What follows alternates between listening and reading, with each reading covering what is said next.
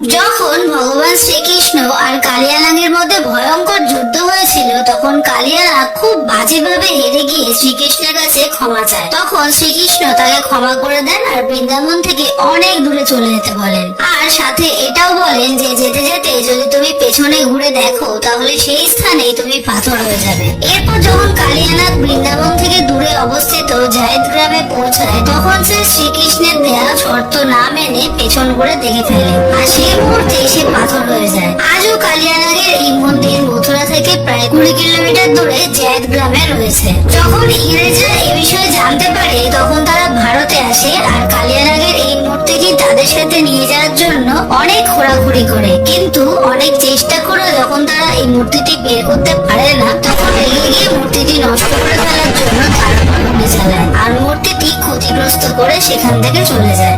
এই গুলির চিহ্নগুলো আজও আপনারা এই মূর্তির গায়ে দেখতে পাবেন। জয় শ্রীকৃষ্ণ। ভিডিওটা তোমাদের যদি ভালো লাগে তাহলে একটা লাইক করে চ্যানেলটা সাবস্ক্রাইব করে দিও।